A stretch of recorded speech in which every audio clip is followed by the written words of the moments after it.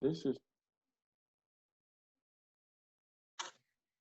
Well, welcome everybody. My name is Maurice Washington, Director of Michigan Athletics Career Center. Thank you for joining us for our next last installment of this series entitled "How to Market Your Student Athlete Experience." What a very, very important topic this is, because it's important for our student athletes to understand their value. It's important for them to understand that how much they bring to an organization. And we talk about time, and they don't have a lot of time to get those experiences. But if you understand how to market your experience as a student athlete, the numbers show that you are leading in the world and in culture and in different industries. I want to share a recent study through the Gallup that over 70,000 people were surveyed in accordance with NCAA. And what we found is, and check out these percentages, 24% of NCAA student athletes who graduated from the years of 1990 to 2019 are thriving at the highest levels compared to non-athletes. Imagine that, 24% of them are thriving higher. 35% of student athletes agreed that their professors cared about them compared to non-athletes. Now, that was really alarming to me because, again, our students are training, they're traveling, but the connections that they're having across the country of those who were surveyed are finding those connections with their professors. And 39% of student athletes earned an advanced degree compared to non-athletes. Now, there are so many answers. You can ask the question, well, how is that and why is that? It goes into our topic here, right? Through Gallup, is that if you understand how to market your student athlete experience, you can and will be successful, right? But there's definitely work to do, and that's what we're going to talk about today. Again, before we get started, I want to introduce, we have some great special guests here, but I want to talk about introduce my staff. So I had Julie Fielding, who's our assistant director, Cody Riffle, who does our employee relations. I have Joe Marullo here, who's our logistics and operations manager. And where's my guy at? I know he's there. Where's he at? Mac Lasker, right? A former gymnast, a recent graduate who does our social media and graphic design. And why I say Mac for last? Because Mac is definitely utilizing and working in this space, utilizing his student athlete experience to do great things. Now to our special guests. We are really excited to have Mike Amin here, who's a Michigan alum, CEO of Wealth Strategies Financial Group, who is a corporate alliance of ours. So they are a partnership with our program, the MACC, and former Michigan wrestler. Also, we have Robbie Mertz here, who's a professional, it sounds so good to say, professional soccer player, right?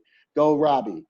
Michigan recent graduate, one of our young alumni council who's helping our student athletes, and former Michigan soccer. So we are super excited to have these industry leaders here, one who's very seasoned in the industry and one is a young professional. So I want to kick it over to Cody to carry us out.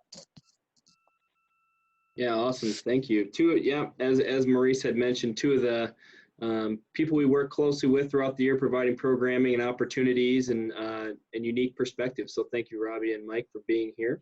On every webinar we do, we always like to start it off with a little bit of reflection. So for our Think About It of the day, we'd like to ask, what are 3 skills you've developed through your sport that will make you a strong candidate for a job or internship?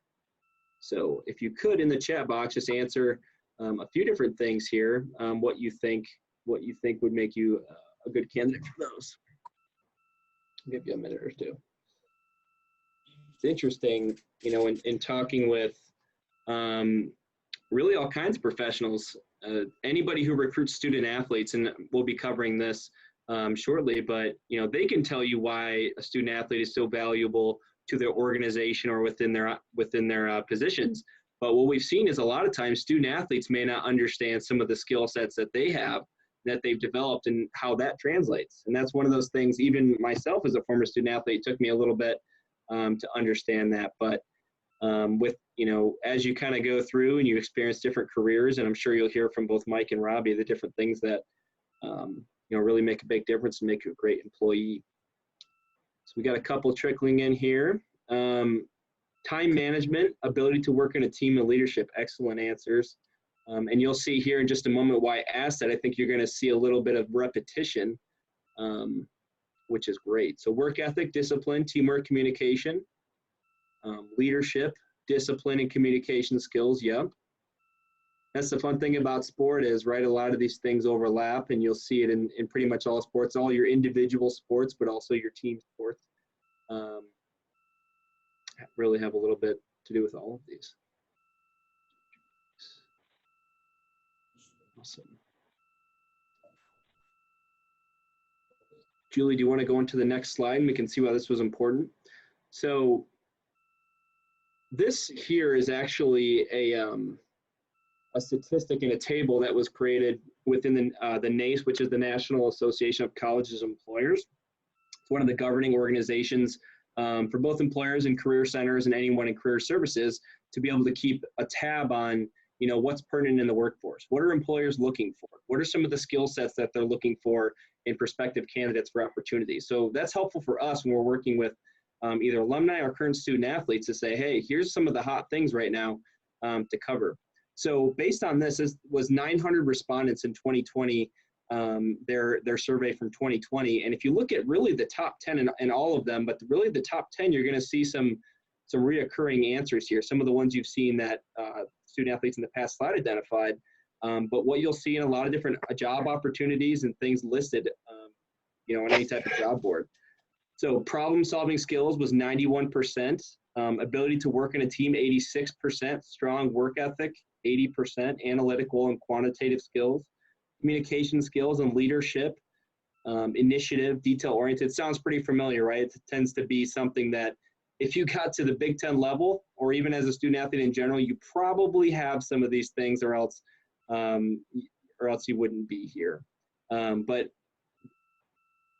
Mike or Robbie, do any of these stats that you see on here, and we're actually going to get into this question here in a second, but any of these qualities surprise you on here? They don't really surprise me. I look at that as the problem-solving skills.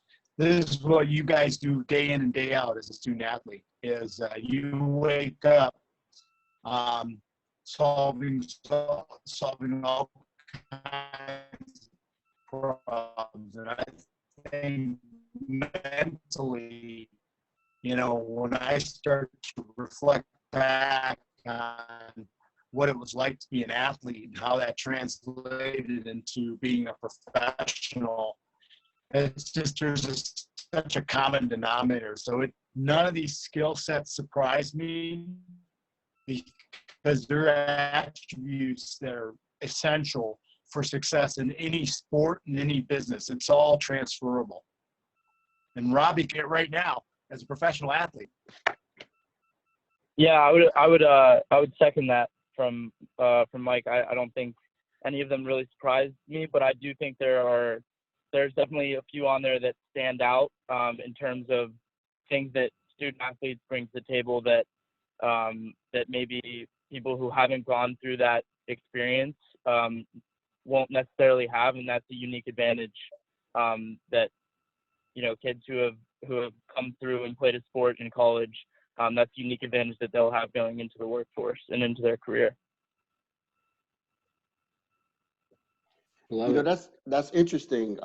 Great comments there. It's interesting that you all exercise these attributes every single day. You just don't know you're doing it. Every single day of your lives since the time you picked up your sport, you exercise these attributes. So looking at this list, Cody, Julie, could you go back? I want you to take a picture of that. Use your phones or whatever you can to take a photo that's a screenshot, because these are the attributes and skills that I really want you to hone in on and concentrate on, because you already have them, right? And as Cody said, these are the things that employers if you look at any job board, any job requirement across all industries, you're going to find tons of this stuff here, right? So as you are planning for the fall, as you're planning for your season, think about how you can grow these attributes. Think about how you use these attributes. You know, we got Coach on here, Coach Shaka, our men's soccer team. I know, Coach, if you could respond real quick, I know that these may be a part of the things that you talk to your team about why it's important, if you're there. Sorry about that. I'm here. Can you hear me? Yes. Sure. Yeah, absolutely. I mean, they're all great things. I think the one thing we always talk about too is that you can never become a great leader unless once you were an amazing follower. Yes, sir. Excellent advice. Julie, Yeah, you wanna- work. oh, Yeah, I go was ahead. just going to really add to that the importance of, leadership. And one of the attributes that I know that I look for is leadership, just to be able to step up, lead by example, take the initiative, and I always say, whether you think about it or not, people are always watching and they're listening. And sometimes you may not need to say a word and people will follow, just because the things that you mentioned around work ethic, around teamwork. And I always say leadership never really has a title. I know there's a lot of fancy titles like CEO and managing partner and manager, but you don't need to have a title to be a good leader. In fact, some leaders that carry, or some folks that carry that title, are not necessarily great leaders. And I can't emphasize the importance of why I continuously hire student athletes. And it's interesting because I had a recruit in today, and I'm introducing all these different people in our office. And the common denominator is they played a college sport, not necessarily all at Michigan, but they were college athletes. And this guy asked, well, I just like golf, and it's a hobby to me. Am I going to have, I said, absolutely. Because at the end of the day, leadership is also a mindset, and it's a discipline. It's all those things that, are again, essential. They're an essential part of any winning team in any organization, but you don't have to have the C next to your uniform to be a great leader. Sometimes it's very difficult, I think, for a coach, and with all due the, with having obviously our soccer coach on says a lot about his leadership, and we appreciate having him on. But I look at it as I think the most difficult thing for a coach sometimes is to determine who that captain is. And because there's a lot of candidates that you can look to as far as who fit that leadership role. And sometimes they're young, they're incoming freshmen, and they already possess that leadership because they're leading by example. I know a guy on our team that I'm a big fan of is Jack Medley. And, he's a guy who was a walk-on. But the things that he does to set the example and set a high bar for everybody else to follow, including the captains, that's what leadership is about. Others will follow. And you got to be a good follower before you become a good leader, and then learn those characteristics and have those traits. Yeah, I think that's an excellent point. I'm glad Shaka was on here to add that a little bit, because it's actually funny that when I was reflecting on all these things before I hopped on here, the number one thing that I had down was about learning quickly and adaptability. I think that's such a huge thing that student athletes bring to the table in their careers post sport. And it's funny what Mr. Amin was saying, because when I played for Coach Daly at Michigan, I certainly had to pay my dues and to be patient as I was coming into the program. And I think that humility is really, really important as you become a leader, because it's something, that humility and that patience that you develop when you are working towards something is what allows you to be a servant leader when you get into a position where you are a captain, or you are a CEO, or you're at the top level of whatever you're doing. And that's really what ends up giving you the advantage and giving your team the advantage when you're setting an example and you don't even have to say anything. People are just following you because they've seen you do it when you're at the bottom, and they've seen you do it when you're at the top. And so I think that's really a big thing. And I'm really happy Coach is on here to chime in about that, because that's something that I actually lived while I played for him at Michigan, and something that I've really carried with me into my professional career thus far. So yeah, I mean, that humility is really important. And it's something that I think a lot, like Maurice was saying, you don't even realize you're doing it as a student athlete a lot of times, but you're going to have that because you've had so many experiences where you failed, right? And that's so valuable going forward. So those are all big things, and I'm really happy that point was brought up. I love it. Yeah, and that's something too. Is each experience you have as a student athlete in the career you get into, certain things may translate a little more to your career. Obviously, if you're in sales, you're going to have a lot of success-driven, standard-driven type of performance-based, results, and that's something that directly translates from athletics. But even when students are applying to graduate school or other opportunities, and they're not really sure how it works, a lot of times it just takes a conversation to be able to say, here's some of the things that you've identified as made you a strong student athlete or leader on your team, and this is how this would apply directly to your opportunity or to your graduate school application. So one of the things that we're going to dive into now is, how do you talk about your student athlete experience on a resume? What do those types of bullets look like? Because honestly, a lot of our athletes, they may have some career experiences, but being a student athlete is a major component of their college experience. So being able to encapsulate that, put that on a resume, and display that to an employer is so important. So we're going to have Julie talk about that. She's our resident resume expert, as well as many other content. So Julie, you want to go ahead and take that away? Thanks, Cody.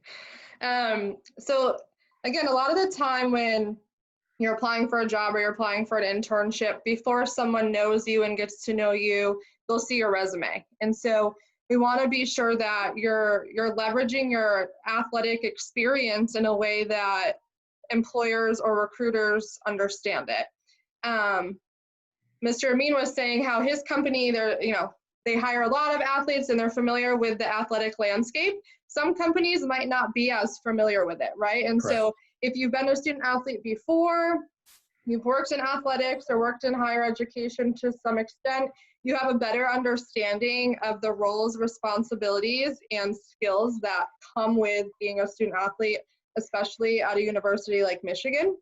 And so when I first started at Michigan, one of something that surprised me most was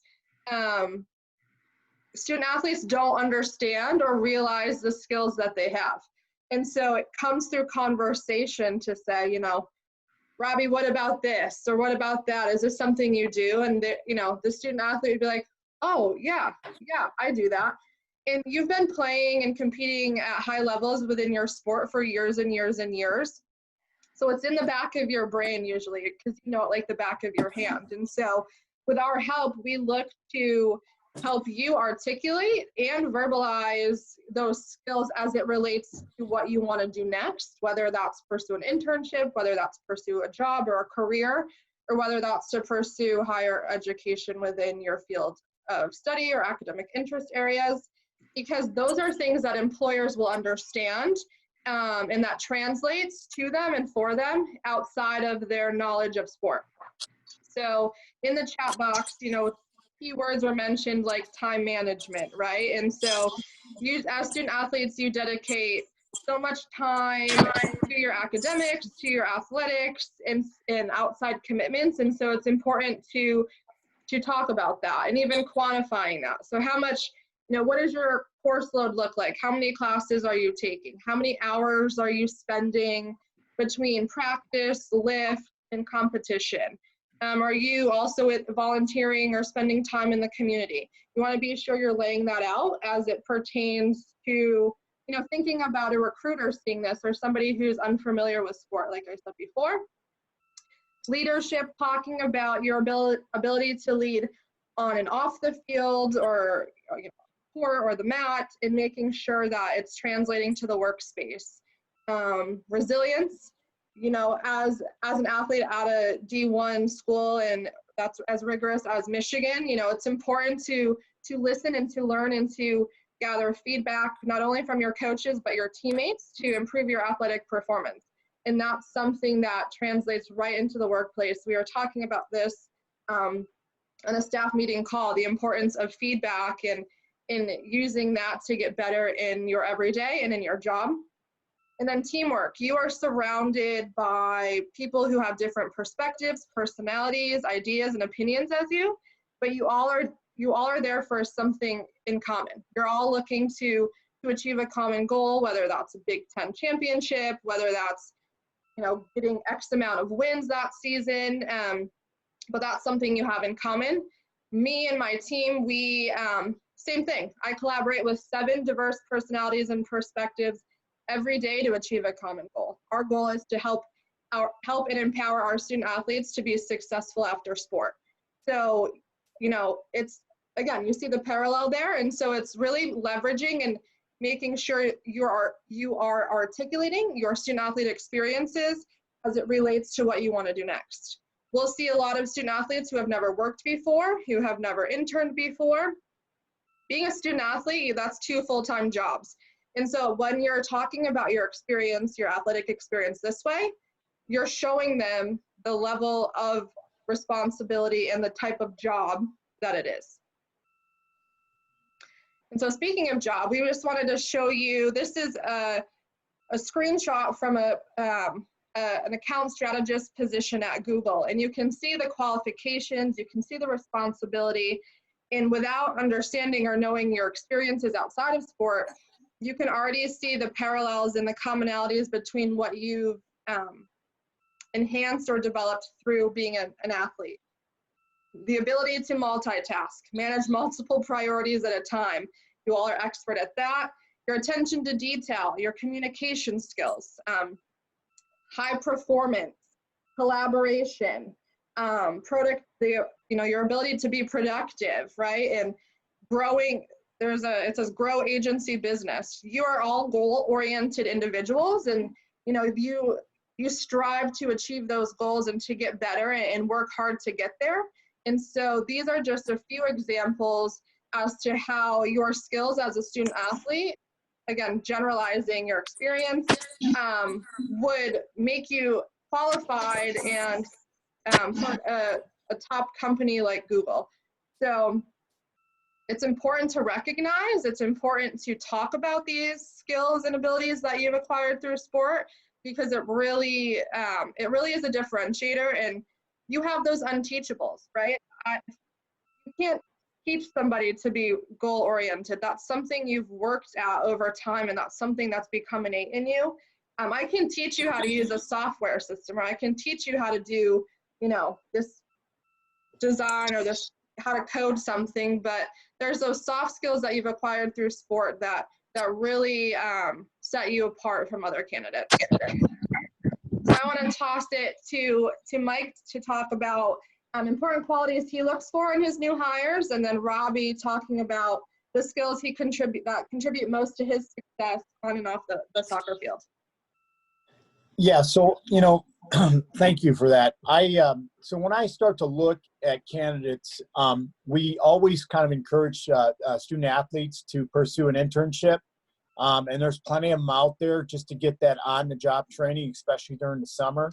And I had the opportunity during my college years, although it was several years ago, but I did do a couple internships that I think helped me with my communication skills and being able to problem solve and all the above. But I think some of the things that kind of we're looking for is obviously folks that do well with teams and could work well with teams. We're not looking, for someone who wants to be on their own island and do it themselves. We are very team-oriented type of industry. We're a very team-oriented type of firm. So that importance of that collaboration that already exists, because many of you guys are used to that collaboration within your own teams and being able to problem solve, especially given a certain project. I think from a characteristic standpoint, we're looking for that. I think Robbie mentioned the importance of versatility. There's so much going on in the markets right now, whether it be the stock market, and some of you guys may follow it, some of you may not.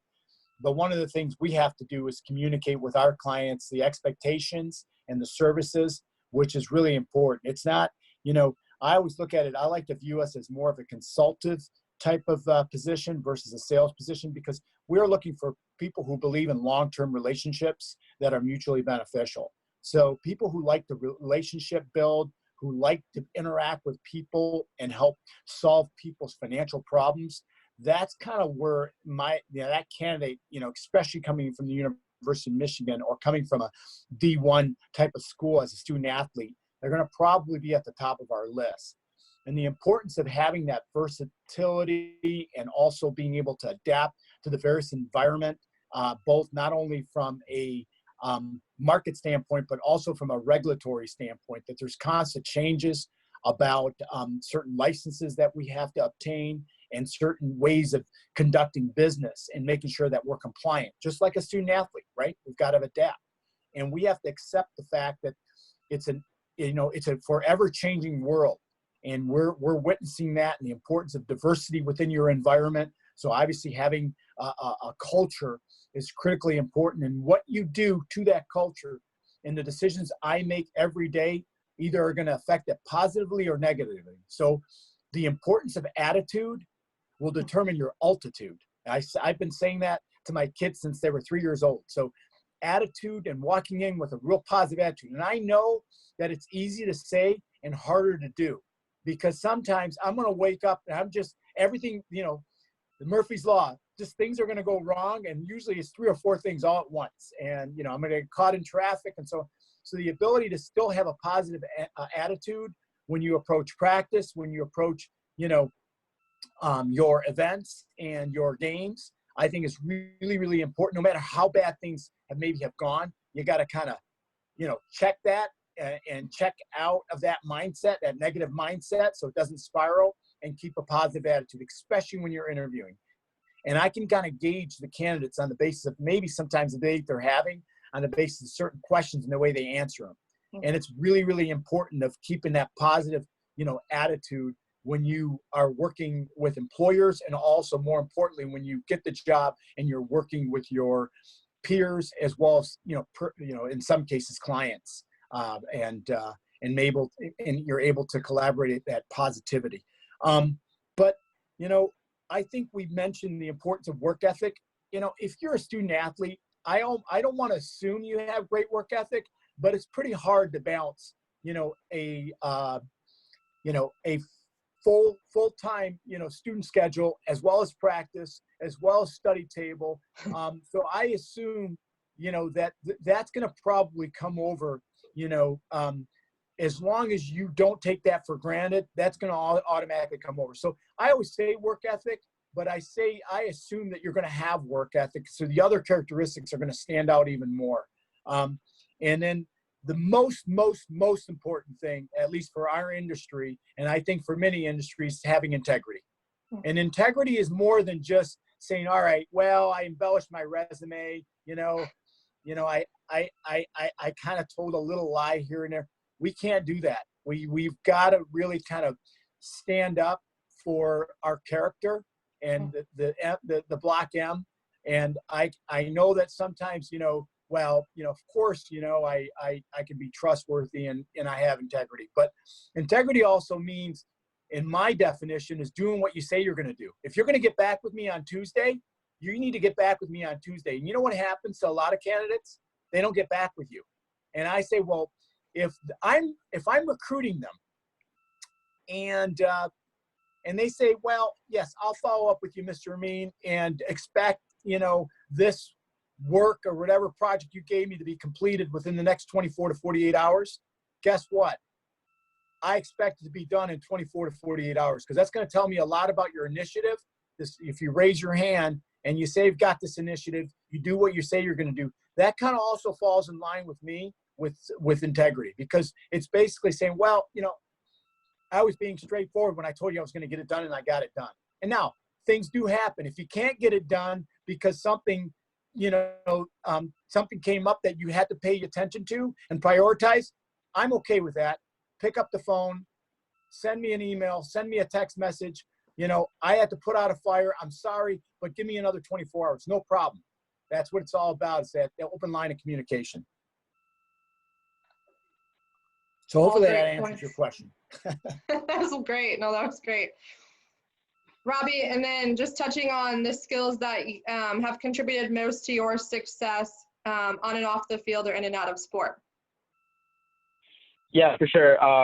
Well, it's interesting, Julie, actually, that when I was asked to come on here today, I was reflecting a little bit, and I was thinking, for some of the people that are on the call, they might be wondering why someone who's a professional athlete currently, who hasn't started their career outside of soccer, is talking about marketing their student athlete experience.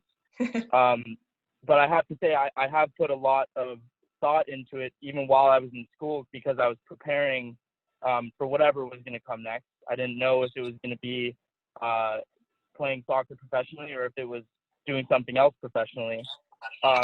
So I have put a lot of thought into it, and I think, as far as if you're talking about putting things on a resume, to double back to what Julie was talking about a little bit, it's about telling a story on the resume. So you might have a bunch of different targets that you want to hit in terms of, like, I bring this to the table, I bring this attribute, whatever. But on the resume itself, I think it's important that you're painting that picture for somebody without necessarily naming that attribute, if that makes sense. So, for instance, if you are somebody who in college you played every single game, you never got hurt, you were always there, you're dependable, right? That's something that you want to paint that picture on your resume, and that's something that hopefully someone who reads your resume will be able to see that just by reading about your accomplishments on that piece of paper. So that's the first thing I wanted to say, was about kind of telling a story and painting a picture when you're writing your resume. But if I'm going to talk about, like, specific things in terms of skills that I feel have contributed to my success on and off the field, I think first and foremost it would be planning and goal setting. I think that's kind of an underrated thing, but in order to become a Division I athlete, student athlete, or a professional athlete, you have to set that goal at some point. And I'm great friends with Mr. Amin's son, Miles. He's going to the Olympics next year. You have to imagine that at some point Miles made that his goal. That was his plan. That was his goal in order to get to the Olympics. So as athletes, as student athletes, especially at Michigan, at some point you made a plan for yourself and you went after that, and you had certain benchmarks and a plan in order to get to that goal. And that's not something to miss when you're kind of creating your profile there. Second, and Mr. Amin's probably gonna really like this one, accountability. So obviously every sport is different. I play a team sport in soccer, and wrestling is also a team sport. But when you're on the mat, you are out there as an individual. So those are kind of two different spheres there of accountability. But when you go to work for a company, you're going to be a part of a team in some way. And I think for me, accountability is about holding yourself responsible for things first. So that was a big lesson that I learned at Michigan. I think when you're on a team, a lot of times you see other people who are quick to blame others or quick to blame the circumstances for what might go wrong in a certain situation. And if I had to say one thing that contributes most to my success, I would say that I'm always looking to myself first for what I can do better before I go look other places. And the reason why I got into wrestling a little bit is because when they're on the mat, like, it's only them. So that's a natural thing for wrestlers. There's no one else to blame. There's no one else to look to. It's only them, right? But for other team sports and for soccer, I know it can be difficult for some people to hold themselves accountable first. So I think that accountability is huge. Another quick one would be emotional intelligence. That's talked about a lot these days in kind of the corporate world. There are things as a student athlete that you go through just being in the locker room with your teammates, messing around with each other, like that sort of thing. It's actually that's not something that should be underrated either. I think you gain a lot of emotional intelligence in those situations when you're losing games or winning games. Like, what's the attitude of the team? You develop those relationships. That's something that's key as well. And lastly, I would talk about the multifaceted aspect of the student athlete experience. So when I went pro last year, One thing that I actually really struggled with, some people may enjoy it, but one thing that I struggled with was the fact that I went from being a student athlete to now I'm just an athlete. And that actually really bothered me. So I was finishing up school. I was graduating from Michigan for the beginning part of it, but once that ended, I went through a kind of a difficult mental period because I didn't have that balance that I had for 4 years at Michigan, where I was always, if I had a bad practice, well, I could just throw myself in my studies, or the other way around, you know? So I think something to highlight for yourself is the fact that as a student athlete, especially at Michigan, because of all the opportunities and resources that they give, you have a very multifaceted experience there. Your teams are engaged in the communities. You're doing a lot of things off the field for the university. So talk about those things and try to get involved as much as you can, so that you can talk about those experiences. Because what I found was that I really wanted more of that when I became a professional. So recently I've been studying for the LSAT. I took the LSAT a couple weeks ago. I'm a team representative for the USL Players Association. It's our league union. And we've been going through a lot with that because of COVID. It's been like a full-time job. And those things are really valuable, and they're things that I actually cherish. Those are the things that I really enjoy about being an athlete, is the ability to engage with community and to bring other things to the table besides sport. So yeah, I know I touched on kind of a lot there, but accountability, emotional intelligence, the multifaceted experiences, those are all things that kind of factor into your experience, and you can talk about those on a resume as you kind of paint that picture. And then Robbie, too, we appreciate your initiative, leadership, and mentorship as you kind of pave the way for building the Young Alumni Council to give back to Michigan athletics and to student athletes who have come after you. So we appreciate that as well. So thank you. Of course, yeah. I mean, that's another thing that I'm really happy to be involved in. So now I'm going to kick it over to Joe. He's going to talk about, speaking of getting involved, thanks, Robbie, for that segue. Joe's going to talk about ways to get involved. So kick it to you, Joe. Thanks, Julie. And yes, agreed. Great points by Robbie there on getting involved. A few things I like to speak on when talking about getting involved and joining these extracurricular opportunities is that it is an opportunity, as Julie mentioned earlier, to develop those resume bullet points and really show future employers that you wanted to get more out of your student athlete experience and wanted to get more out of your academic experience as well. We've got some organizations and groups outlined on the slide that are excellent for Michigan student athletes and student athletes alike to take a look at and see what might fit for them. But really, it's all about what you want to get out of that extra stuff that you want to get involved in. What is important to you? What you feel that may be important to the employers in your field that you'll be interviewing with down the road. I know that when I was an undergraduate student at Iowa State, I was a member of our sports business club. And of the 20 or so members, there were 3 student athletes. And it's funny because one of them I actually had the opportunity to catch up with at a conference right before the shutdown. She was a swimmer and diver, she did swimming and diving at Iowa State while we were there. And she is now flourishing in the sports business world. And it's all due to her ability to recognize that she had the opportunity to join some extracurricular opportunities and figure out ways that she could market herself better outside of just her swimming and diving experience and expand her network outside of just swimming and diving. So she really didn't skip a beat once her career wrapped up because of her ability to take initiative and join some of these clubs on campus. Another great opportunity when talking about getting involved is to figure out what your major or your college within your university has to offer. Find out, other than, the courses that are being offered to you, what is it that they have after hours that you can get involved with? And again, further your network with your current, with the students within your major, furthering your network outside of your sport.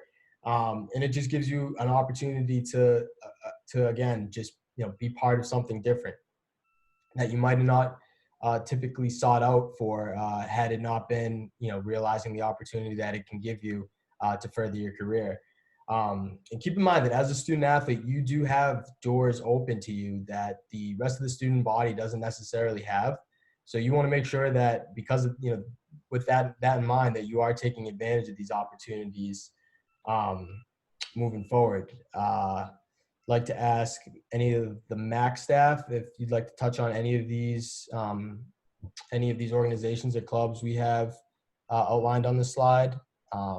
Yeah, I know Mike is a former president of the M Club. We talked about Robbie's involvement in the Young Alumni Council, and I know he was in MACC. And so Mike and Robbie are both, they could probably check a bunch of things off of this list that they are either involved in currently or formerly involved in. And so definitely important to recognize that, as well as they balance a lot in their personal and professional lives and make time for things that are important to them. Absolutely. I think you might be muted, Mike. It was an incredible, humbling experience and phenomenal experience for me to be the M Club president, because I was able to not only get back on campus, but interact with people who are like-minded, who happen to have a student athlete type of background. And I can't tell you what it did for my business by staying involved with the M Club. And then I was recently asked to join the Greater Detroit, which I think is the largest alumni group in the world, to be on their board under Mike Santicha's leadership, who I've also partnered up with. It's a CPA firm that he heads up called UHY. But LinkedIn, the M Club, the Alumni Association, these are all very active type of networks that has very, very strong Michigan alumni presence. And I can't encourage you enough. I communicate with a lot of student athletes via LinkedIn as well. And I can't encourage you enough to get involved with all three of these organizations and stay involved. You just never know who you're going to meet that is going to give you the opportunity to really show and tell your story, as Robbie mentioned, and be able to create and open those doors that, because of that Block M, kind of that affinity is just incredible. And I can't say enough about all these great organizations. I know that my son Miles got involved with Athletes in Action as well as SAC, and was very involved. I think he might have been president of SAC a few years back, and that was something we supported as an organization as well. So get involved and stay involved. I can't emphasize that enough. Thanks, Mike.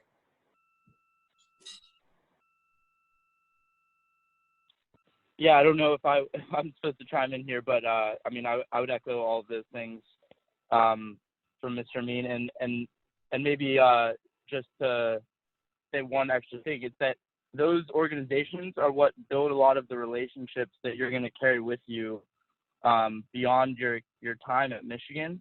And this is going to sort of segue into what is the last question that's going to be asked here, which is about when it's difficult as a student athlete to gain that career-related experience while you're there. How can you leverage that athletic experience? Relationships are a big part of that. And I was very involved with SAC and Athletes in Action during my time there, and the Young Alumni Council is something that's up and coming, and I would encourage everyone to check that out as well. But Mr. Mean mentioned Miles again. I became friends with him at SAC, actually, and that's certainly a relationship that I'm gonna have for a long time.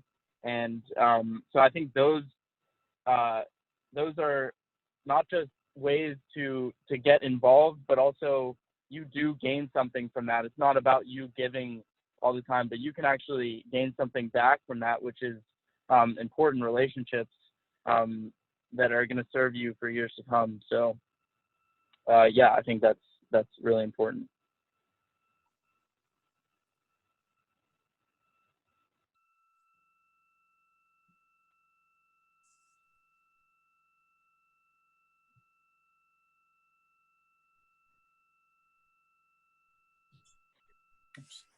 Where are we? Awesome. So yeah, we're at that last question that Robbie just mentioned. And so, you know, putting ourselves in the shoes of that student athlete and talking about, you know, balancing A, B, C, and D, and it might seem impossible sometimes to get that career related experience. And so just advice, Mike, and then again, Robbie, if you want to chime in, again, it's up to you. What are some ways that student athletes can leverage their athletic experience to either compensate for lack thereof or to help obtain that type of career-related experience? I would just say, reach out. Like I say, stay connected. I get like a number of questions via LinkedIn, InMail. I always, suggest to people to maybe use that service. I think it's well worth it. It might, but you can enjoy. You can join various types of alumni groups and hear what's going on and be in the know.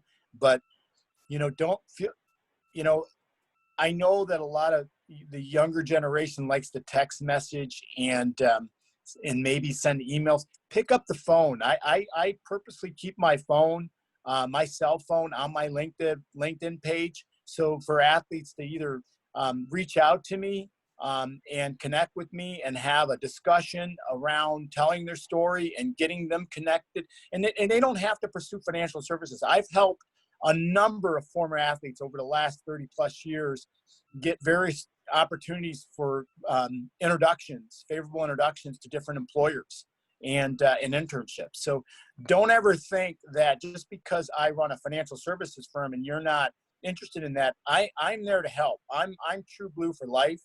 And there's a lot of men and women out there that wore that Block M, and Robbie Mertz, I can probably speak for him as well, that are willing to help any athlete at any time. So stay connected and really reach out and tell your story. I absolutely want to hear it, and I know employers want to hear it. And I think just the importance of joining these various groups is really, really critical to making that first connection. And who knows, we always say it's about that experience, and that is maybe that experience turns into something that is really special, and that you go down that career, and it turns into a career path. And then I always suggest paying it forward, right, and paying it back. I always felt like I have an obligation, a moral obligation to give back to the University of Michigan. So when you're successful, which you all will be on this phone, and you all are, give back and make sure you get reconnected with U of M. I know sometimes you have to kind of start your career and spend a lot of time and maybe, getting married and taking that next step and in a chapter in your life. And it may take a couple of years to get that going. But once that's going, come back and give back. That's my last piece of advice.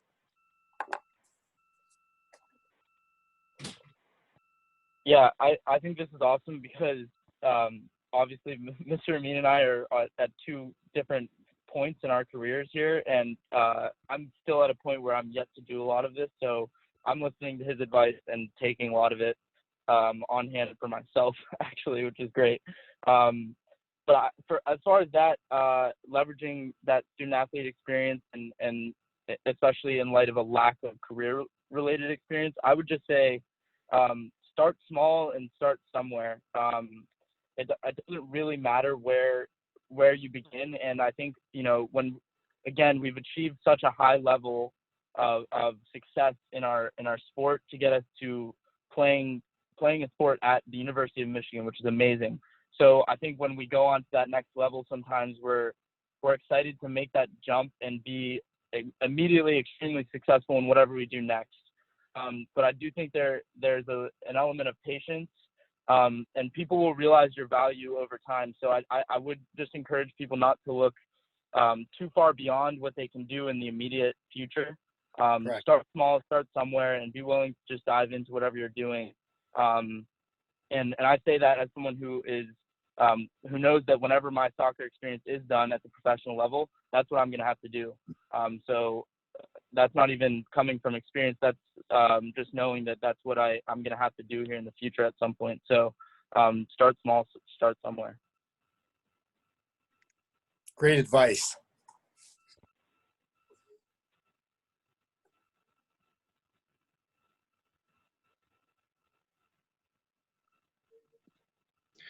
Awesome. Well, a lot of good content today, a lot of great discussion and valid points made. Hopefully you all learned something. I know I did. Anytime Mr. Amin opens his mouth, he drops a pearl.